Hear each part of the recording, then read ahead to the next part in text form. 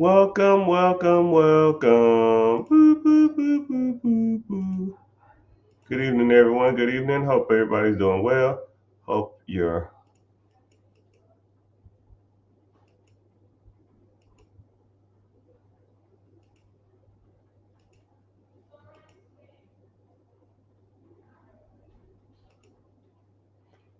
all is well. Hope y'all doing good. All right. So I'm gonna give y'all the same spiel. I give it all the time. I'm streaming on multiple platforms. If you are here from any social media besides YouTube, YouTube is the only one that pays me to talk. So I would really appreciate it if you just chimed in on YouTube, please. I see people coming in and out of YouTube. I appreciate you being here.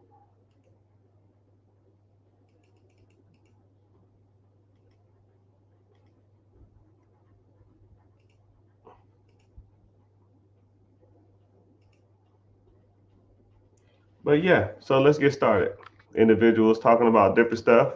So one of the subjects today someone wanted me to talk about is me getting a haircut. I know I need to look a little rough, but it's all good. I'll get there. So someone talked about business credit. So individuals that wanted to get business credit, first of all, you have to understand what business credit is. Business credit is when your business, the funds that you use are secured, are being tracked on your business side. Okay, and when your funds are tracked on your personal side, then that's personal credit. Whenever you have business credit, your utilization does not factor. When you have, or your, yeah, when your credit usage is factored, then it's not on your business, your credit, your personal credit side. It is. I'm kind of tongue tied a little bit. I apologize. I'll kind of say it again. Say if you have a $5,000 credit card, you use all $5,000 of that. Boom, I see you. When you use that $5,000, your utilization is maxed out. You're at $5,000. Nobody's going to give you any more credit. But if you have $5,000 line of credit on your business side, you use all $5,000 of it. No one cares. Nobody sees that but the bank and you. That one bank and you. Only people that see it. So you can go out and get another line of credit from another bank. You can max that thing out. Only person that will see it is you and that bank. And that's what's great about business credit. But you got to have some things established before you go out and get business credit. You can't just go willy nilly and just show up and then try to say, yo man, I need $50,000. You got to have some stuff attached to it. You got to look like an official business. And the step process is really not that extensive. You just have to make it look more official. And then whenever you do go to apply for business credit, you got to apply to the right banks. You got to answer the questions right.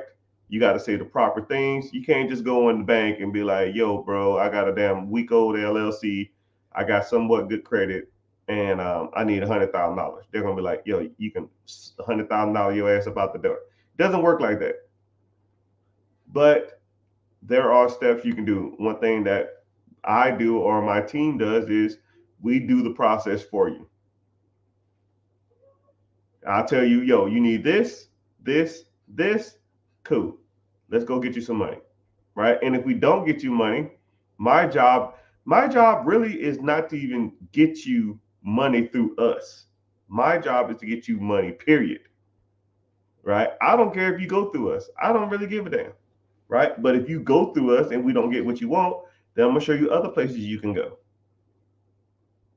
that will damn near give you the bag, right? Because you will be surprised how far a $20,000 line of credit at the bank will get you in your business, right? Let's say you're not doing any money now, you don't have any money going out, you don't have any money coming in. I'm gonna give you a $20,000 line of credit. Now you can hire an employee, you can move into an office, you can probably buy a new computer, you can start marketing, you can start a website, you can do a lot, and that ain't even That's only a couple grand. You still got 18 left. You know how much stuff you can get with 20,000, 40,000, 70,000, hell, $100,000 worth of funding on a business line of credit. You know how much stuff you can buy? And that's not even talking about you starting a business. Let's talk about you just buying an existing business. Let's talk about you buying real estate. Now, say if you had 40K in funding, you take the 40K and now you put it a down payment on the $200,000 property. Say if you got an owner financing deal, let's say if it's a $500,000 property, the payment on the $40,000, let's say it's, I don't know, $800, but that rental property is making $900 a month in profit. You make $100 a month just for managing that thing, and you had no money out of pocket, right? But there's scenarios like that all the time. What if you got $60,000 and you bought a house cash? And a lot of people are like, yo, Mr. Richard, you can't buy no houses in America for $60,000. Bullshit. Bullshit. You can. They are out there, right? You buy the house for cash, and then you go to the bank and get a refi.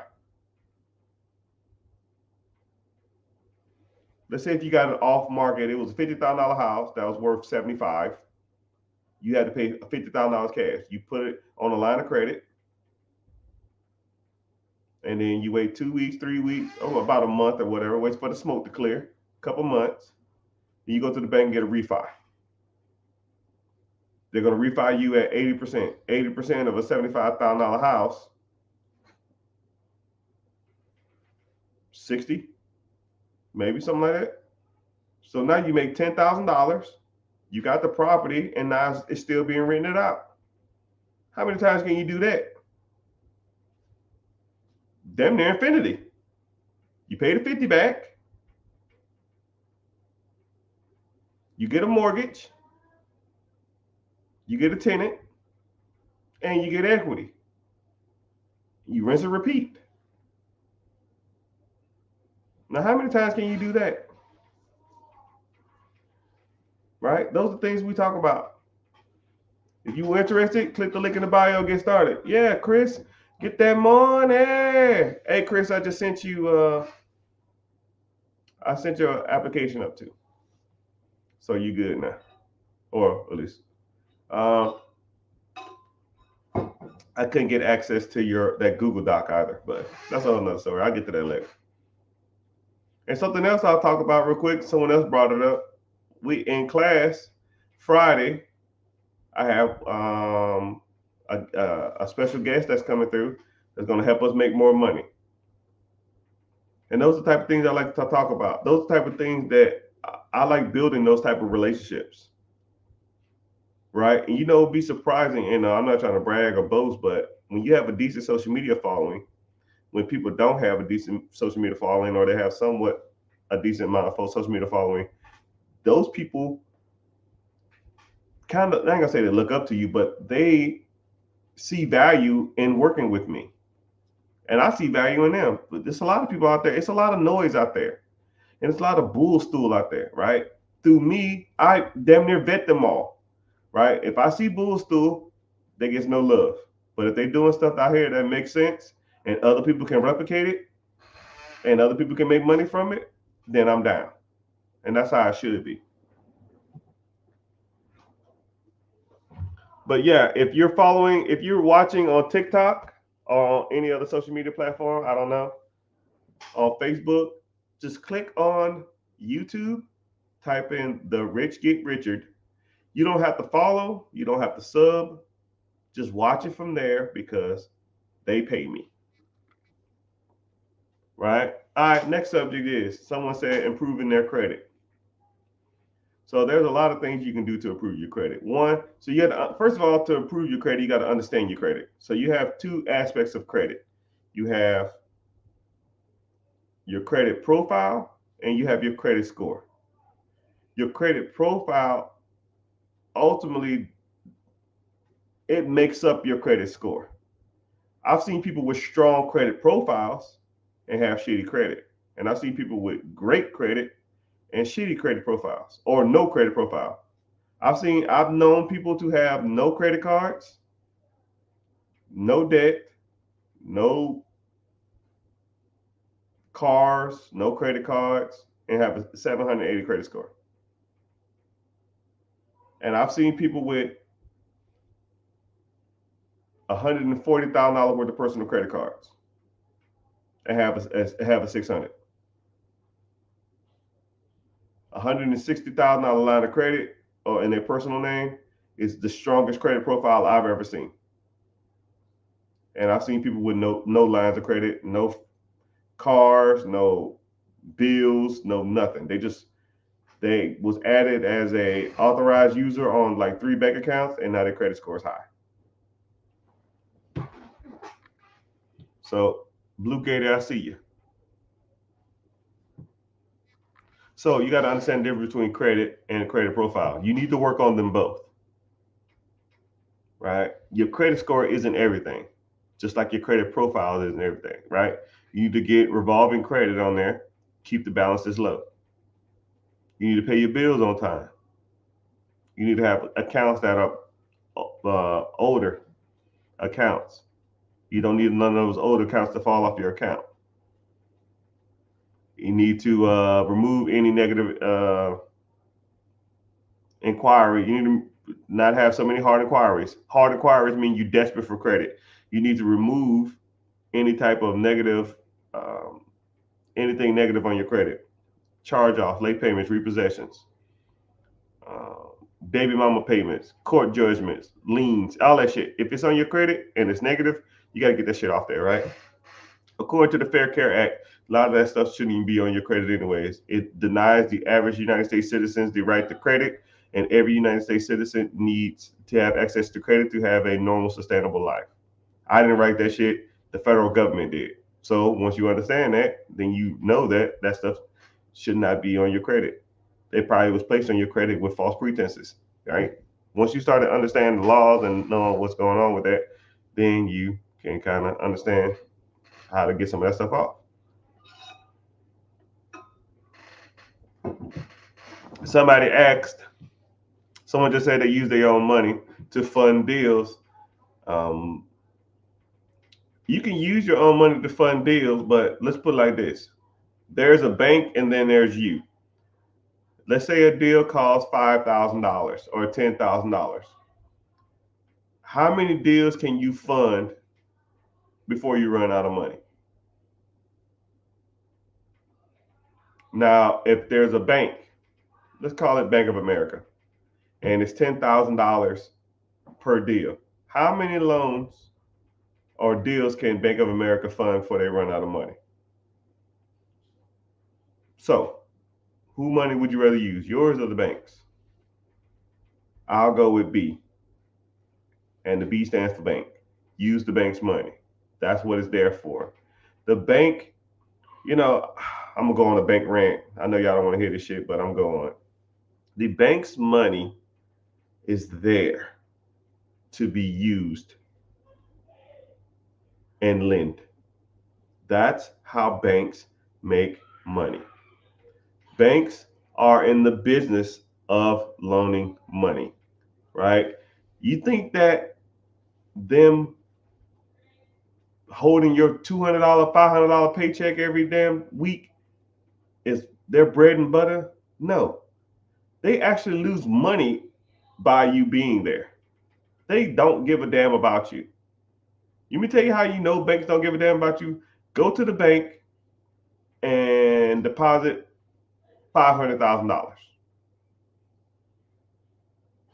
Go leave, come back to the countertop come to the counter at, and say, I just need to withdraw $500 out of my account. And they'll say, which one? I don't know, checking. And say, okay. Anything else, Mr. Richard? No, I'm good. Thanks. Now go to that same bank, take all the $500,000 out and only have $1,000 in their account. Hey, how you doing? I want to take out $500. Which one? Checking? Yep. Here you go, Mr. Richard. Anything else? Nope. I'm good. Thanks. They didn't throw no fucking parade for me because I put $500,000 in an account. They don't give a shit. They don't care. They don't send me no coupons. They don't send me no gift cards. They don't send me a thank you. They don't say any of that shit. They don't give a damn about you. They don't send you no thank you for being a loyal fan. They don't say thank you for being here for 10 years. They don't give a damn. Not a damn. But I'll tell you what I do get in the mail from banks. Credit card offers. By show of hands, who has received a credit card offer from the bank this month? Shit, this week. Who received a credit card offer this week from the bank? Why don't the banks send me thank you letters, or I appreciate your service, or thank you for being a loyal customer for 10 years? Because that shit don't make them money, man. You know what makes banks money? Credit cards. I watched a documentary one time. I'm not going to go on this huge rant, but then I'll be done. I watched this documentary, and it broke down where the majority of the bank's money come from. You want to know? Anybody want to guess? The 3 main ways that banks make money, right? So I want you to really think. I'm going to throw some stuff out there. Car loans, personal loans, your checking account, your debit card, your business account, your house. What are some answers? Just off the top of your head, right? What are y'all thinking? What ways do banks make money? I'm going to break it down to you. Top 3 ways that banks makes money. Late fees. All right. You don't pay your bills on time, or you are negative in your account. Fees. Number 2 way that banks make money. Damn, I had it in my head. I'm drawing a blank now. Well, ATM fees. Oh yeah, no, that's number 2. ATM fees. You have the money in the bank. You want to use the bank that ain't your bank? $3. And the last one is credit card fees, credit card interest fees. Credit card interest makes like 80% of the bank's revenue. I didn't say shit about cars, personal loans, CD accounts, mutual funds, all that other kind of shit that people think that the bank is there for. I'm gonna say these again, but listen to the key word. But I'm gonna throw you a bone too, since some people y'all hearing me, but y'all ain't listening. Late fees, ATM fees, credit card interest fees. Banks make most of their money off of fees. When you fuck up, they're gonna get you. If you don't pay your bills on time, or you're behind, or you don't have the money, they're gonna get you. Late fee, overdraft fee. You don't plan accordingly, you go to a different bank to get money out, fees, ATM fees. If you use a credit card because you don't have the cash and you can't wait to save it up for something, you buy the shit anyways, fees. All of these can be prevented. All of them.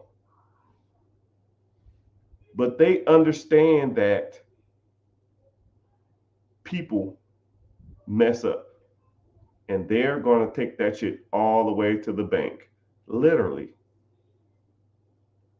I think I was watching something that said like, I think like Chase makes like $80 billion a year just off those three fees. $80 billion off fees. Not mortgages, not cars, not your little joint checking account, not your little $300 that you deposit in every month or every 2 weeks or whatever the hell you get, off of fees. So when you think that these banks are your fucking friend, they're not. That's why they send you credit card offers all the time.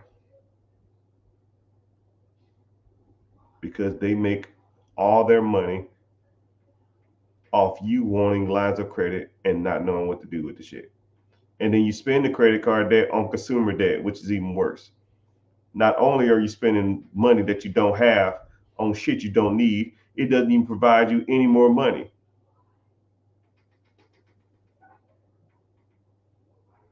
Why would anybody think the banks are their friends? You'd be surprised, man. Some people say stuff like, "Oh, I've been banking with them for years. They're great. I've never had any issues. I don't sell nobody any bank. Come on." Screw all that. But anyways, let's get to some more question. Can you get an SBA loan for a business in another state? It depends. It depends. The SBA considers businesses. Okay, so there's pretty much two ways, actually three ways you can do it. You can, if you want to invest out of state, you have to either be get a owner financing deal. You have to go to a national bank or a local bank in that area, and or you have to be within driving distance or a drivable range of that business. So, like, say if you're on the border of like, I always use Delaware as an example. Delaware borders like Maryland, damn near Virginia, Pennsylvania, New York, Connecticut. That's a drivable range. You can drive to all those states, right? But there are some criteria that says that drivable range or what is considered drivable range. But every case varies. But yeah, you can invest out of state. Hell, you can invest across the country if you got the money. But the government likes you to be within driving range or close to that business if you want to invest in that business, which is really not even that close, but they still want you to be in the area, which doesn't even make any sense because you can catch a flight anywhere in the world for in 2 hours and be anywhere in 5. But it's all good.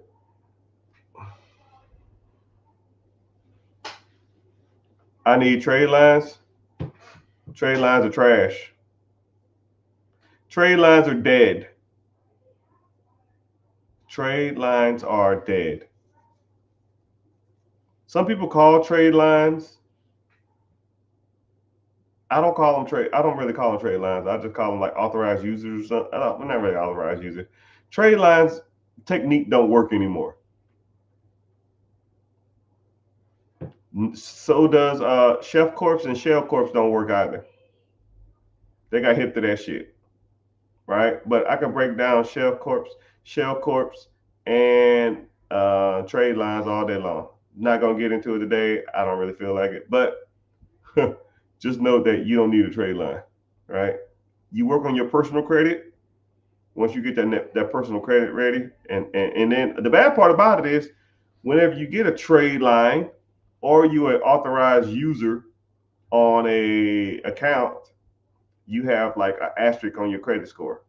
It'll say like AU or TL, right? So it's like this person is in charge of this account, but he's really not in charge of this account. So how do you get validation? How do you get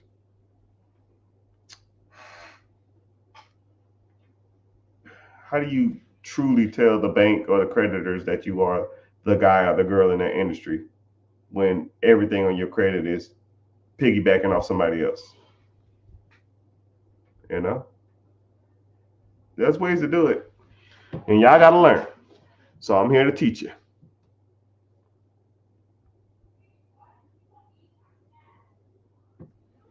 Mr. Richard, I want to start a nursing home. My bad. I had to vomit. Yeah. Why start something when you can buy it? But I will tell you this, and I really respect the fact that you even looking at nursing homes. Nursing homes, in my personal opinion, is going to be the next boom. I give it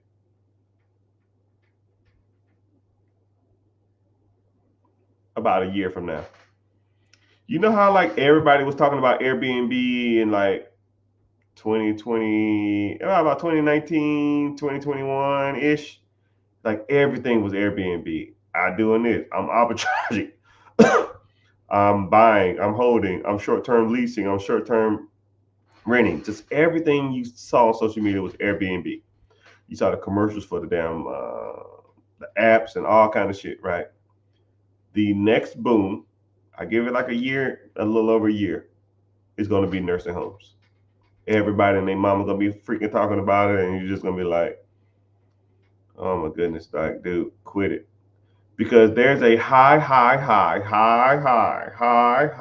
demand because people are living longer than before and people want their independence and their kids don't want their parents living with them.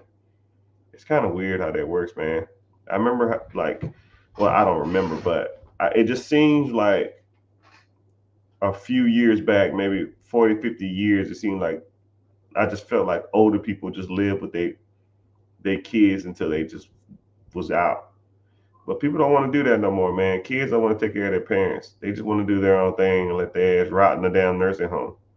So what a lot of people are doing is nursing homes and assisted living facilities, taking a home and converting them into assisted living facilities. Or what some guys are doing now is they're building like communities for assisted living facilities. So it'll be like a road. It'll have like 10 houses on it, and every house will have, you know, 6 bedrooms in it. And they have a nurse for every house. And they have 2 aides. And if the government is charging a lot of money, you know, you can charge the government $5,000 a person. You got 6 people in the house. That's 30,000. Wow, you're not gonna have $30,000 in overhead on that building or in that facility. It just ain't happening. So, but yeah, I like the fact that you're looking to that, but I don't like the fact that you want to start one. Just buy an existing one. How do I get that part? I don't know what you're talking about, but if you want to get started with any of this stuff, click the link in the bio and join the free class. I need to make the hyperlink in my TikTok work.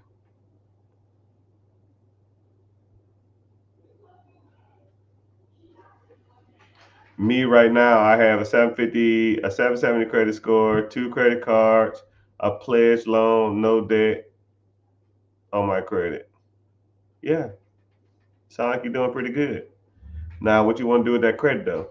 Like a lot of people don't understand credit. A lot of people think that credit is like a trophy wife or something or a trophy husband. You don't just get your credit and build it up high just to like let it sit there and just tell people you have good credit. Like no one cares, right? What is the credit doing? That's like having a Lamborghini in the garage and you never drive it, right? You got to go out there and dog it out. You got to go out there and let people know you ain't out here playing around, right? Use the car to get ahead in life. Use your credit to get ahead in life. You got to use your credit to get ahead. That's what it's for. Your credit is not there just to sit there and do nothing with it. You got to leverage your credit. And a lot of people say, well, I don't want to mess up my credit. Well, what's the point of having it? Like, you buy a house to live in it. You don't buy a house to have it look like a museum, right? You fix your credit so you can use it to buy, to acquire credit, to use the credit to make money. That's the whole point of credit. It's not there just to look pretty. Use the shit.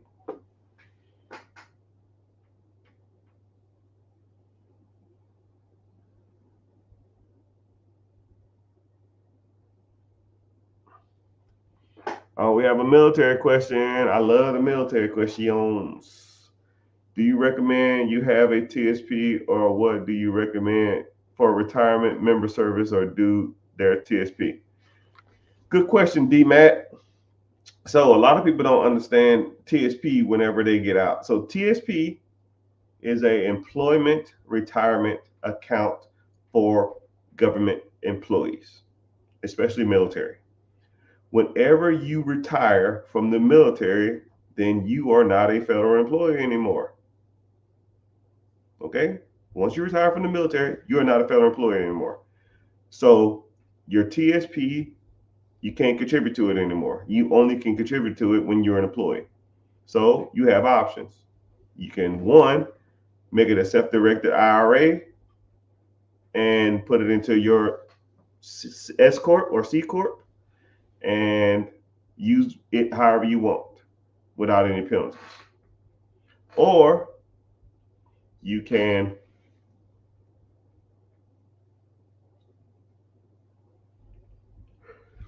just roll it over to another account like a Fidelity, Vanguard, T. Rowe Price, or something like that, and then let them, and then now you can contribute to it annually or monthly, however you was doing before.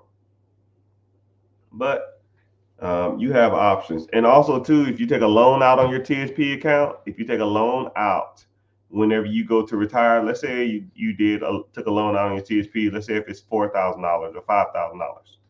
Whenever you get out, that $5,000 or whatever you took out of that account will be considered income.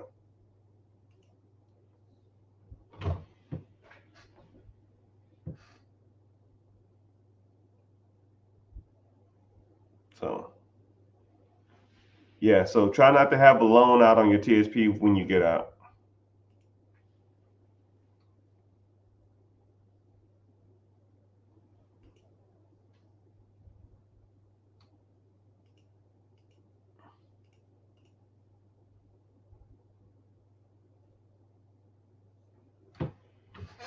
And they get paid by the government through Medicaid, not private. Yeah.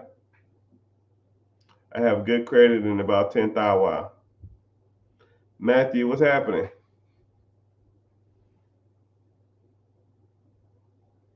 I've been debating between buying business and real estate. Congratulations, Mr. Dean. Well, here we talk about them both. They both had their pros and cons. You must ain't been to the free webinar because I can tell because I talk about them both in the free webinar. And I actually have a slide in the webinar that talks about buying a business versus buying real estate. They both have their benefits. But I think you need to own both. Now, which one you want to buy first is on you. But Dean, click the link in the bio, join the free class. I got a class coming up, I think Wednesday at 9 p.m. EST. You want to learn more about that. Matthew, I see you. How did you get rich? I'll keep it short because I hate talking about myself like that. So I started investing in real estate. Oh man, about 2008. No, about 2008, 2009-ish. I bought my first piece of property. Well, I lived in a trailer, right? We call it the military trailer because the military trailer only housed anybody in the military. But the trailer had 4 bedrooms, and it was $450 a month. So we pretty much paid $100. I think we paid $150 a month to live there. It was $150, and that covered water and electricity, and cable, and trash. It was $150, and it was a little trailer too, man. You didn't have no room for nothing, but it did the trick. And I went to go buy a house, and I asked all three of the roommates there and said, "Yo, I'm gonna buy a house. We need more space. This is small, and instead of us spending $150 a month, it's gonna be $500 a month, and that's how much the bill costs. And I'll cover everything else. I cover electricity, water, cable, all that kind of stuff like that." And they agreed to it. We all moved out the trailer because the trailer was a crap box. AC rarely worked.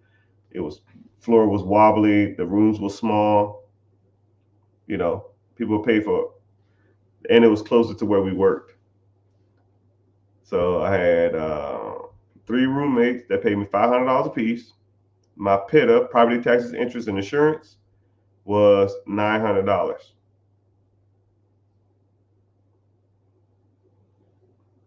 And so I made $600 a month off that place. He says, "Where did you get the money to buy the trailer?" No, no, no, no, no, no. We all lived in the trailer. The trailer wasn't. The trailer was just a rental. The trailer was $500 a month.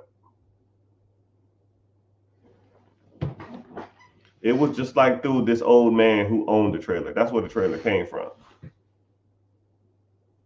So the trailer came from there, and yeah, then I bought my own place, right? And then how I bought it is I was in the government. I worked for the government, and if you work for the government through the military, they have what's called a VA loan, home loan. Means you can buy a home up to $750,000 with 0% down, not 0% down, with zero down payment. So I just bought a house with no down payment. The house was 121,000 or something like that. 121,000. It was $917 off the top of my head, or maybe 925. I don't remember. All I know that I charged three guys $500 a month to live there, and yeah, the rest is history. Save up 6 months worth of rent, $1,500, six times 15. Shit, I don't know, 10 grand maybe, and rinse and repeat the process. No, that's like 9 grand, but I had some money and I found another property, put $10,000 down, and I just kept buying properties, buying properties, buying properties, buying properties. And then I was always investing in the stock market. I had mutual funds that I was contributing $300, $400, $500 a month to, and those funds I still have to this day, which make me way more money than you could probably ever imagine. But you got to put it into the system, trust the system, and let it ride. Someone asked, "Can you get a business loan as a down payment for a fourplex?"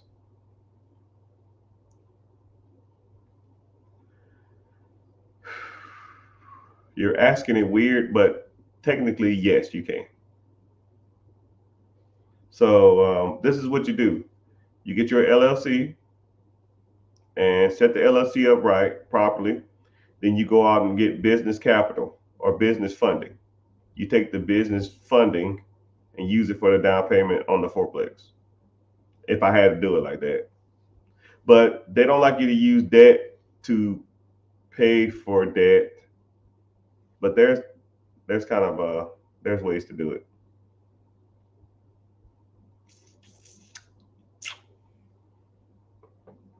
Sign up for my free class. All right, thank you, Adrian. Adrian Peterson. We have a celebrity in the house. You don't need the damn class, man. You go play football. All right. Someone asked, "How do you invest in mutual funds?" Yeah, there's tons of mutual funds out there.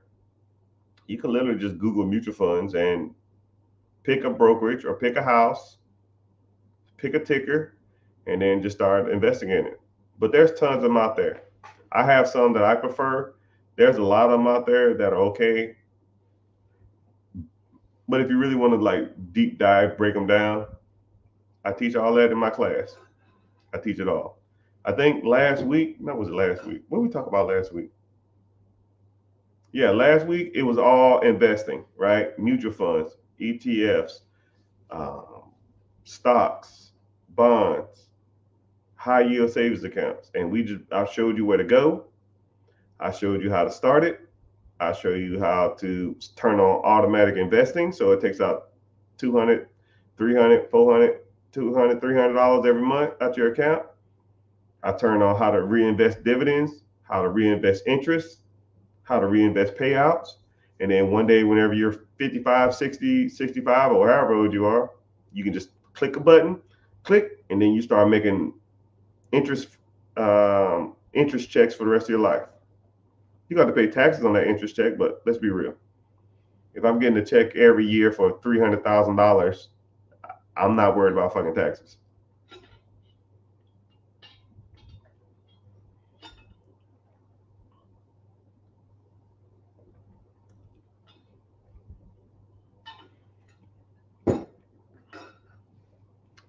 But yeah, well, speaking of taxes, I got to pay my tax bill. But yeah, there's a lot of different ways to invest in mutual funds. Hell, what's crazy is back in my day, there was only a handful of ways you can do it, and you was only limited to how many mutual funds you can invest in. Now you can get on apps and you can pretty much look up every mutual fund there is, right? You can get apps like Robinhood, you can get some like Acorn, you can get Betterment, you can get all the major brokerages have apps nowadays, so you can almost just go through the brokerage, the Vanguard, the Merrill Lynch, Charles Schwab, Fidelity, T. Rowe Price. You can just go through the brokerage and get their house, go get their mutual funds and just invest directly to them, versus getting the secondary app and investing through the app, which sometimes kind of weird though. But yeah.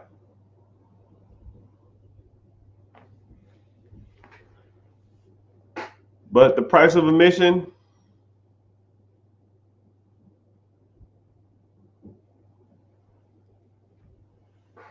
oh, my phone died. Man, dang, man, I ain't repeating that. What part of the country was I buying in or am I buying in? Right? There's multiple places you can buy. Just depends on you, man. Depends on your risk tolerance. You know what's crazy is that I was talking to somebody the other day and they said, well, how cheap houses are typically in the hood. And I said, no, they're not. You are misinformed, right? I know three places off the top of my head that I know for sure ain't in the hood, right? They ain't a hood in sight. But depends on your risk tolerance, depends on what you want to invest in, depends on how much money you have set aside, depends on what you want to get into. Everybody's different, and I don't know your circumstances, right? That's why you need to maybe one day set up a one-on-one call, maybe set up a consultation, maybe set up to where you come to the class and ask me questions, because you don't know what you don't know until you either learn or you learn from people who are talking about this type of stuff.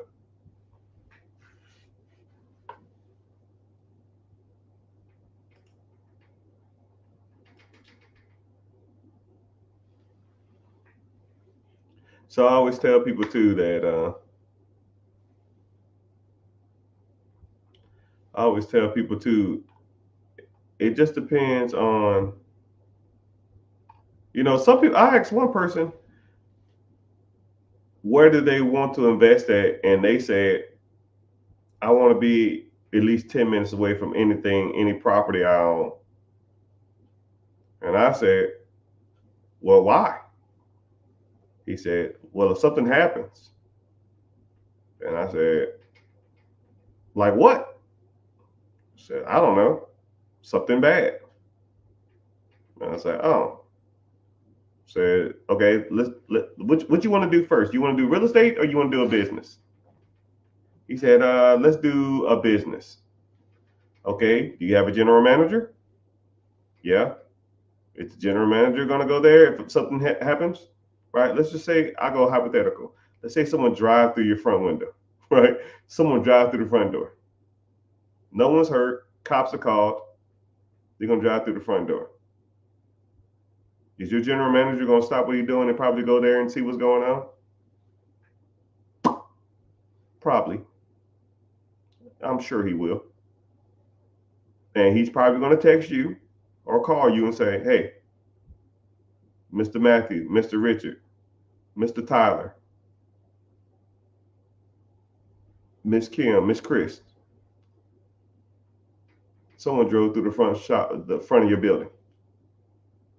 Oh man, that's nuts. Are you on the way up there? I'm here now. Okay. Put me on Skype or FaceTime. Flip the camera around. Let's walk around and see what's happening.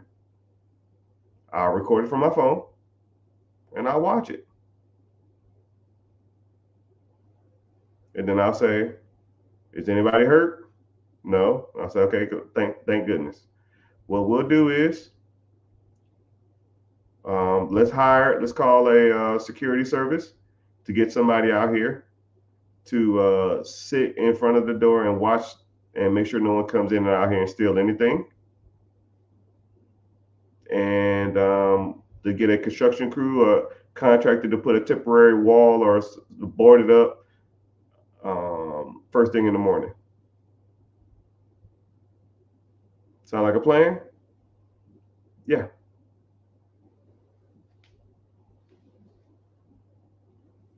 How close I needed to be to do that? I'm in my damn living room. I'm sitting in a bubble bath. Okay, cool. Let's do property. Let's say there's a property. Let's say there's a small fire in one of your houses. The property manager will give you a call. They're not going to call you. You ain't doing shit. The property manager call you. Yeah, there was a fire in one of your houses. Oh, damn. Is anybody hurt? Nope. Cool. What's the damages? I don't know. I'm going to go over and assess it now. They get over there. Put me on FaceTime.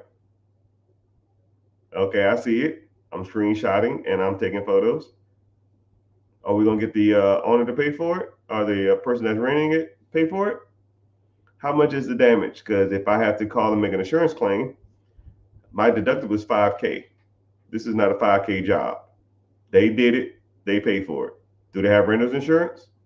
Yeah, they have renter's insurance. Okay, cool. They can pay for it. Send them the bill. Get a contract over there first thing in the morning to fix this. And let's replace everything we can as soon as possible. We'll send them the bill. Cool. Thanks. In my bubble bath. Same thing with the car driving through the building. Yeah, we got the Mr. Richard. We got the window boarded up. Okay, we got a temporary door coming in and out. Okay, I already called the insurance company. They're gonna come and do a claim later on today. They're gonna be there about 2:00. You need to be there. Okay. Put me on FaceTime and speaker so we can so I can hear what they're saying. They walk through. They assess. Cool. We'll give you an estimate back in 3 days or 2 days. Deal. Okay. Well, we can't just sit there and wait for this fucking money. We got to fix this shit. That's why you have petty cash. That's why you have operating expenses. That's why you have business credit cards and business line of credit when shit hit the fan. I fix it. Let's say it's 20 grand. Your insurance came in from the insurance company. They awarded you $40,000. Well, thanks. I just made $20,000 for some clown driving through my building.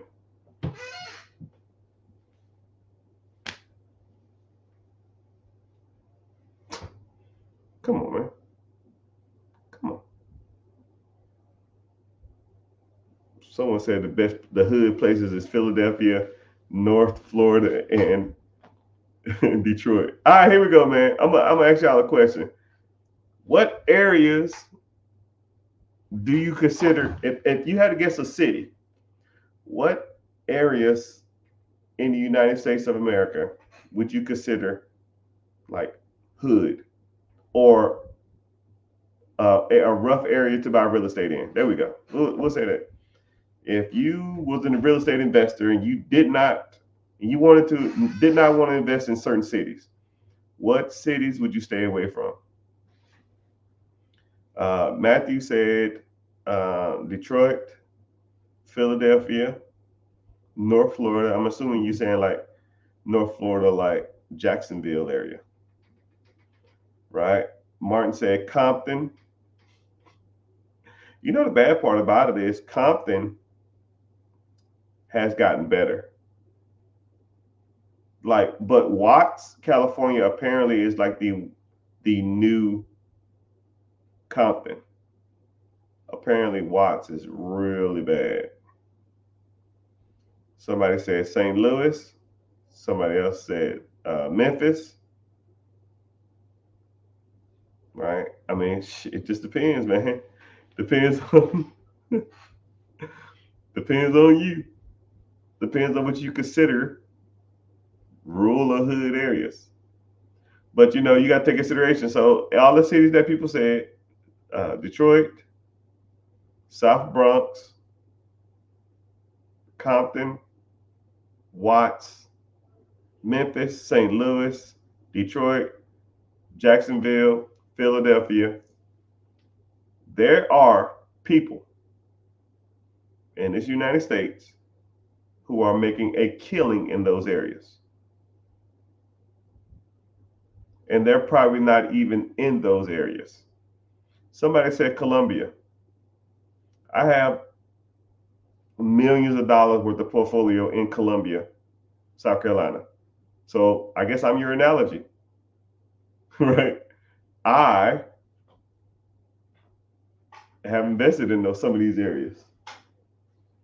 It just depends on your risk tolerance or what you consider risky, right? Some of these areas you can find properties for pennies on the dollar.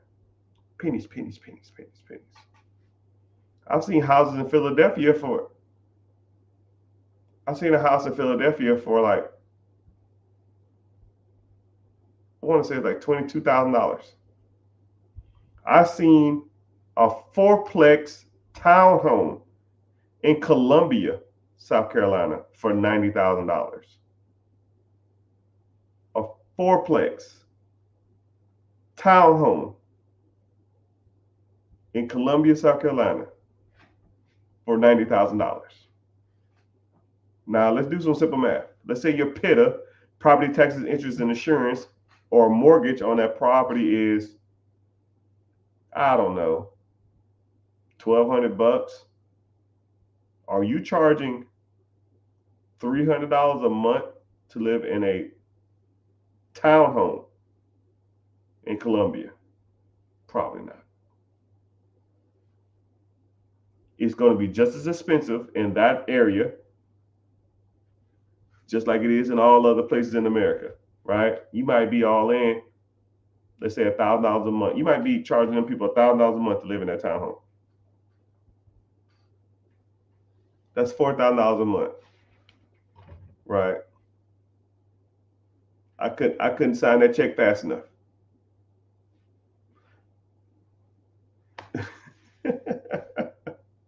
How much? This ain't a typo? Cool. Send me the purchase agreement. Do you want to see it? No, I'm good. I don't give a damn if it got steps inside of it. 90 grand for 4 units that are townhomes. I don't give a damn if it got steps in it. I'll figure it out. South Philadelphia is pretty rough, right? I'm not doubting that Columbia, St. Louis, Memphis, Detroit, South Philly, Compton, Watts, Jacksonville aren't rough areas. I'm just saying, no matter how rough an area is, people gonna need a place to live. So they can rent it from you or they can rent it from somebody else. Either you can make money off of them or somebody else is going to make money off of them. But the moral of the story is somebody's making money. Some money, some transaction are being made, either if it's from you or it's from the government or it's from the individuals. I don't care, right? I don't care. Now, do I suggest you running up in some random hood and buying a whole bunch of stuff up? No, but there's ways to do it smart, you know. But what? I ain't gonna stay here too much longer, man. I'm just giving y'all some game. Um, Hope y'all find value in this stuff. Hope you are entertained, at least for a little bit. Uh, I put like this. I take my morning meds,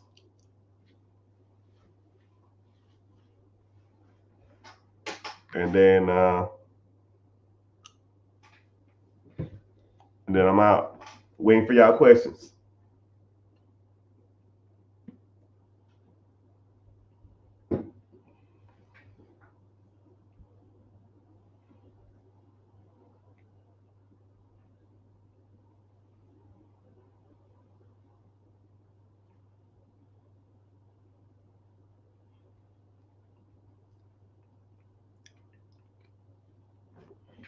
So a lot of times I come on here because I want y'all to understand that there's levels to this money stuff. You get people on the internet that'll talk about do this, do that.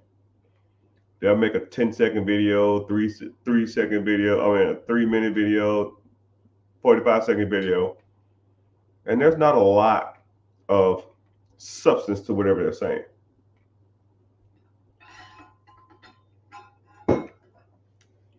But I literally sit in front of you and I will debate or talk about any subject that y'all bring up. And this is all free.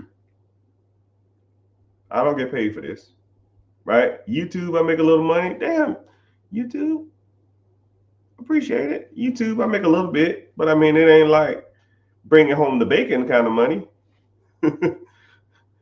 It may be $200 a month, right? It ain't right. It's a couple cheeseburgers and a supersized meal. Why I do this is to show you guys that I really know what I'm talking about, right? There's not too many questions that y'all will or have asked me that I don't really get into or that I don't know, right? But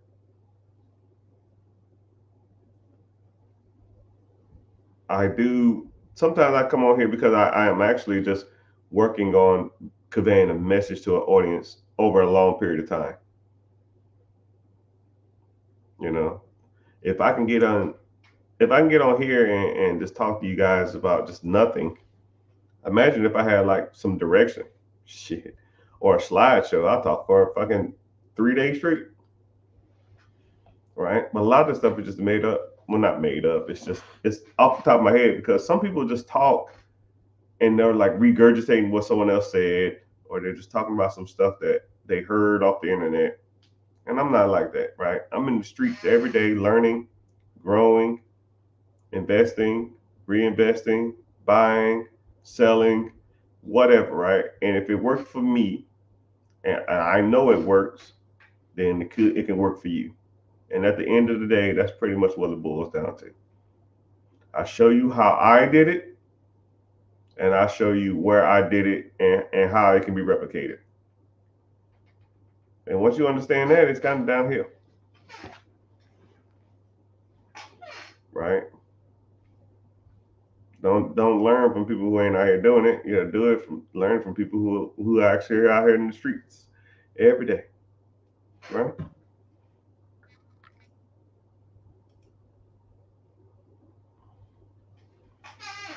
So someone said I would like my first real estate investment be 30 unit apartment minimum. Shit, you and everybody in America, you know the okay. I'm gonna put you on something. You know the most sought out after real estate in America is. I'm gonna I'm gonna see if y'all know this. What is the most sought out after real estate in America? You probably thinking single family homes.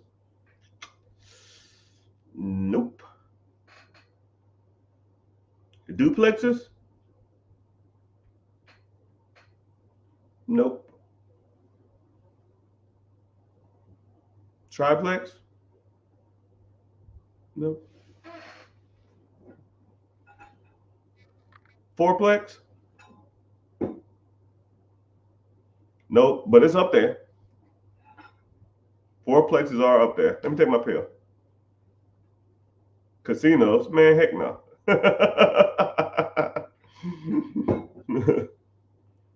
Someone said multifamily. You're getting close. Trailers.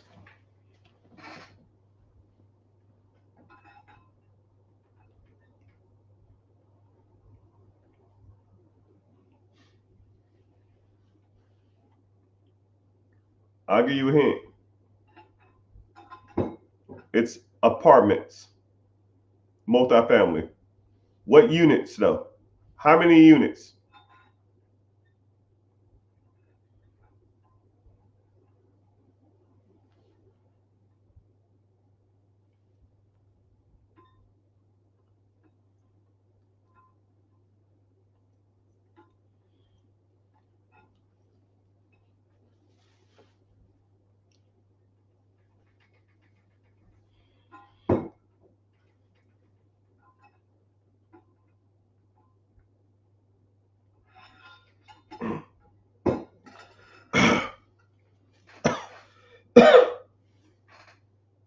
Someone said 8 units.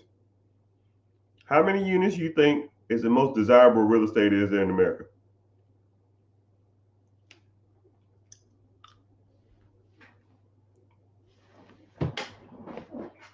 The answer, hold on, let me take this pill first.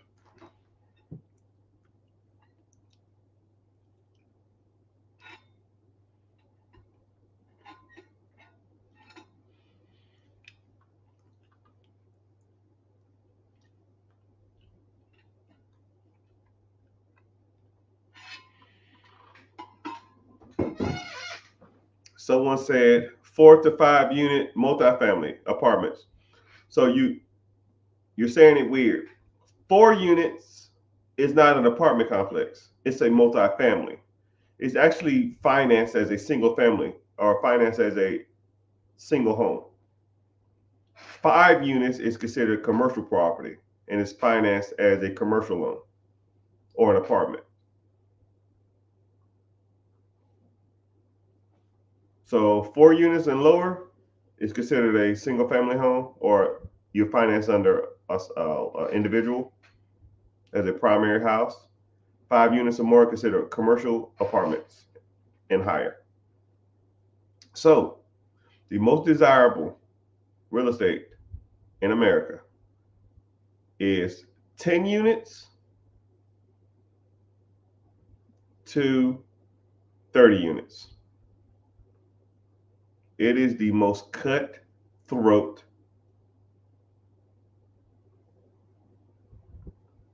industry out there, because what happens is all the big dogs who go out there and buy apartments and stuff like that, that's what they look for. 10 units to 30 units, value adds, owned by mom and pops.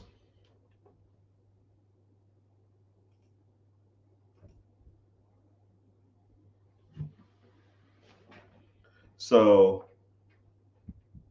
anything 30 units or more, they're typically being bought out with like from the big dogs, like the venture capitals and the investment firms and stuff like that. So nobody want to deal with those. and then their interest rates or their returns aren't making that much money, right? You probably only getting like 5 caps. You probably getting about 6.5, 7 caps now. 7 cap, not caps. 7 cap on that. So it ain't worth it almost to me nowadays. But it's almost like, because you think about it, smaller people say, oh, I can get 10 units or more. And then the big dogs say, I can get 10 units and up. So it's almost like that weird middle ground where a lot of people are battling. Next industry that a lot of people focus on, number 2 most desirable real estate is fourplexes, because people want to buy a unit and buy a fourplex. They're financed under a single person, or they're financed as a single home or you can use an FHA loan or a traditional loan, and only have to put 5% down, and you can get units. So fourplexes are the second most desirable places to people buy real estate, and then it trickles down from there. It trickles down from, well, it's fourplex, and then it's single family homes, and then it's triplex, and then duplexes. Oh, sorry, I take that back. Fourplexes, single family, duplexes, and then triplexes. You don't get a lot of duplexes. You don't get a lot of triplexes. And then you get 5 units to 10 units, and then you get 30 units or more. They're all in considered the same realm. So just note, if you're looking for 10 to 30 units, and you're looking for fourplexes and or single family homes, that's where the dog fights are.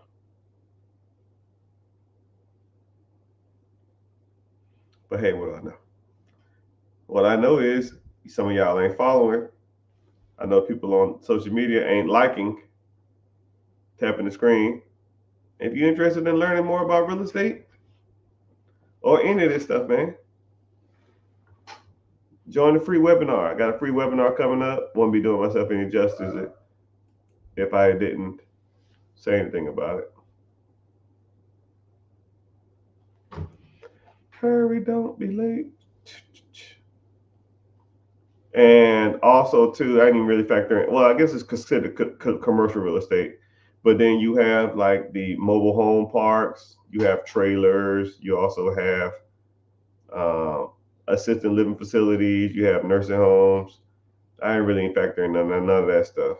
But a lot of that stuff is out there too, if that's what you want to get into.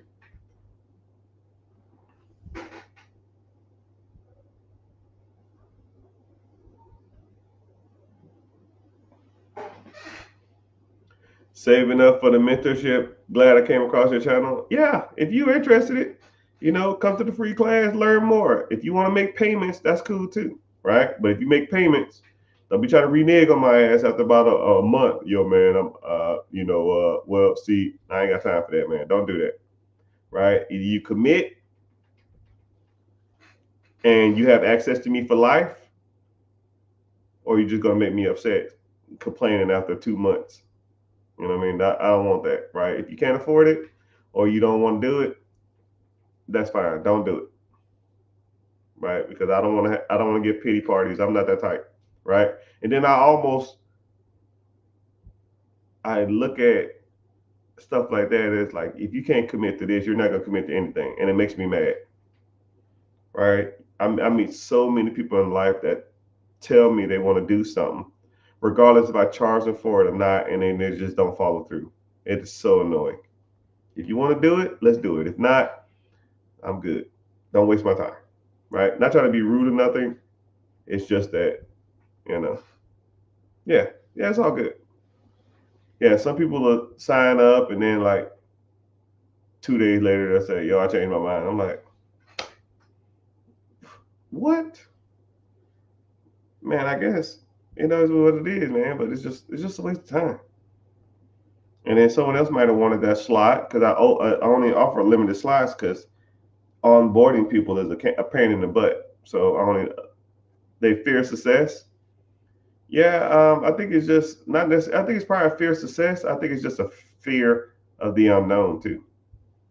Sometimes people don't want to be held accountable too, right?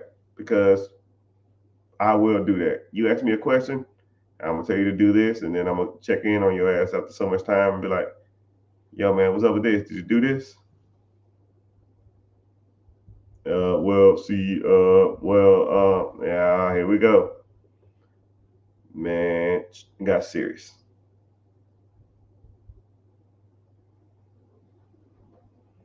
When's the What's the date? I need it. I need it. But rental space, office space, yeah, that's just considered regular commercial property, and there's not a lot of there's not a lot of demand on it. You know, if you really start thinking about commercial space and stuff like that, it's really not even used. It actually that market has actually diminished or depleted since COVID, because what happened is people learned to get by while at home, and then people started getting extremely lazy, and now they don't want to commute nowhere. Now they pretty much harass the system to let them sit at home and work, which I guess it is what it is, but I just don't understand that. I mean, and like all these people that had like this huge ass office spaces, they don't need them no more. So now they're thinking, well, shit, if I get the same work done from people sitting at home, well, I have the office space. And now a lot of these leases are not getting renewed. The same thing that happened with Amazon and the mall, it's the same thing that happened with COVID and office workspaces. If I can shop at Amazon, and you know what's crazy about Amazon? You can go on Amazon, the app, find what you need, and have it on the way before you get changed to go to the mall. It's crazy. It's almost like,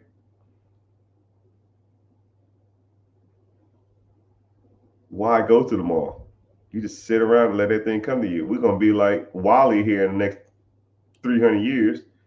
We just gonna ride like little floating chairs, and they're gonna take us everywhere to eat and all that kind of stuff like that. But yeah, that's what it is. Somebody said, "Do you what do you think about owning a business overseas?" You know, it's kind of weird because overseas, like regulations and overseas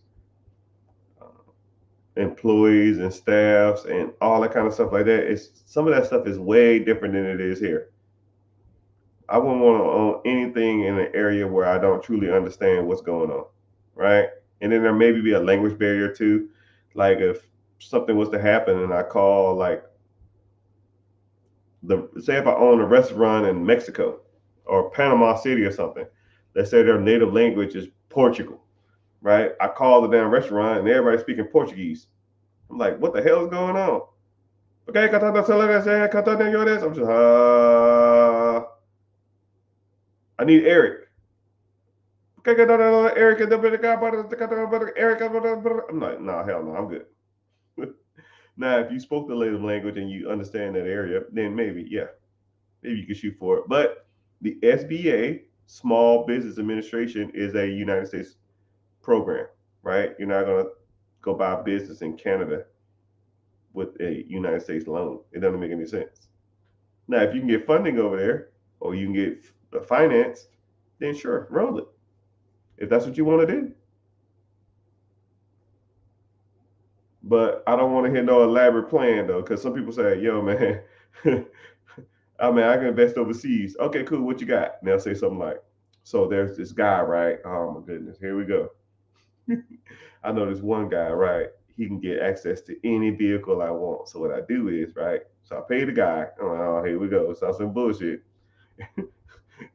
Every time someone says something like that, it's always just like, man, come on, man. You know how often I get pitched crazy stories? I do. It's got to be like 20 times a day. Gotta be 20 times a day. Hey, Mr. Richard, I have the perfect opportunity for you. Delete. I don't even care. I don't even want to hear it. Tennessee in the house. I see you. What part of Tennessee?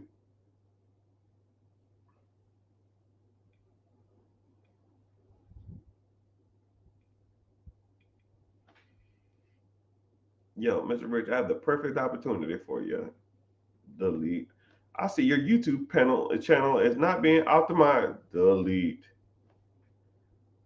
I see you live on TikTok. Have you ever thought about promoting a delete? I live in Stone Mountain, Georgia. Shit. Stone, hey man, are we related? My mom lives in Stone Mountain and we moved from Knoxville. What part of Knoxville? Baton Rouge. I grew up in Louisiana. I grew up in Shreveport though. What part of Knoxville? That's my old stomping ground. Off old Kingston Pike. I was in. I think that's like South Knoxville though. Over there by West Town Mall. Now there's a place. I want y'all to know this, man. There's a place in Georgia, in Tennessee, called West Town Mall, and man, that mall is bumping. Right? You know how some of these other malls are dying off? That shit ain't going nowhere. People love that place. Well, maybe I ain't been there in a while. It might close down just like everything else.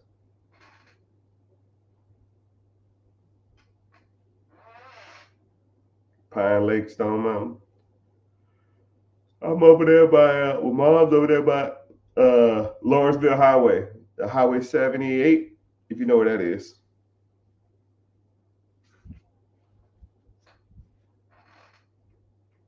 Shreveport. Yeah, Adrian. Hey, yo, Adrian. But yeah, I hit my quota for the day. My quota was to get on here for 1 hour, and I've exceeded that. I need to really fix my social media platforms to where y'all can click and go wherever y'all need to go. But I'll fix it as soon as I get off here.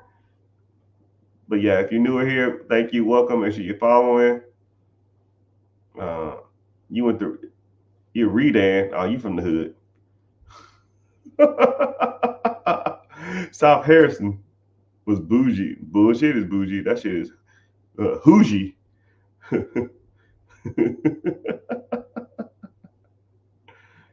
But yeah, damn, my teeth are fleeky fleek.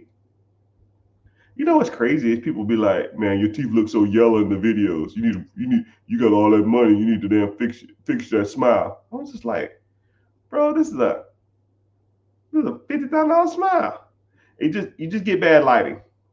They blinging. Yeah, bling bling bling bling."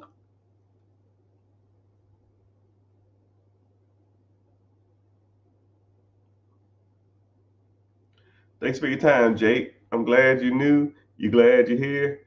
Make sure you're following. Joker, I'm gonna give you the last question for the day. What is a good business to invest in with little money? And this is gonna sound corny. If you ain't got that much money, the best thing you can do is invest in yourself. Invest in an individual like myself or somebody to teach you the game, right? Because once you understand that money is not the game, right? You can get money anywhere, right?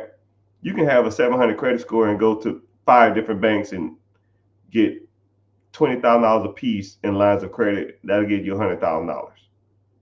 And then you can use that $100,000 to start buying real estate. You can use the $100,000 to buy businesses. You can use the $100,000 to buy vending machines or vending machine routes. The vending machine routes pays for the loan that you took out. And then once the loan is paid back, then all the money that comes in from the vending machine routes pays you, right? People ain't gonna tell you that. They're gonna say something corny like, but you got to start from the beginning. We all start from somewhere, man. I remember one day I had nothing, right? Less than nothing, right? I was paying on debt that I didn't even know I had because my mama and my mom and I think my sister put it in their name. I've got credit cards, light bills, all kind of shit that I didn't even know I even had. Right? It's one thing to start off with zero, and it's another thing to start off negative. Right? I moved into my first apartment, and I'm getting credit card calls that I didn't even know I had because people had my social security number. So we've all started. I've been there, right? So I can cope and understand from where you're coming from. So when I talk to you, I won't say this genuine shit like, yo, man, you need to figure it out. No, man. You just need some guidance. And that's what I'm here to offer. So link in the bio, join the free webinar I have coming up. I think it's in 2 days, 48 hours from now. You want to learn more? Let's learn more. Let's move forward. If not, that's fine. You come in and just learn something and get some inspiration and take that and hopefully you're inspired for the day and go from there. Right? I tell people that shit all the time. Like I don't need your money, right? You just don't want. I just don't want you to waste my time. You're paying for my time. If you sign up, you're getting my time. You're not getting. The money aspect is irrelevant. Like, don't care. Don't waste my time though. How you doing, Rico? What's happening? I see you. But I'm about to get off here. I said I did my quota. Damn, more people coming on. I be hate. As soon as I get the yapping, people start popping in. Funny how that works, but it's been real. It's been fun. It's been real fun. Hope you found value in this. If you're on whatever social media platform that you're on, please make sure you at least following, right? You get updates. And while you out throughout your day, just think of questions so whenever you do come see me.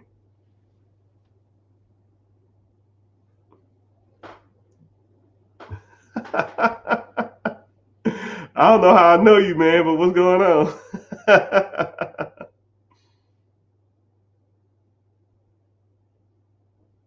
But yeah, thank you, man, and later, dudes.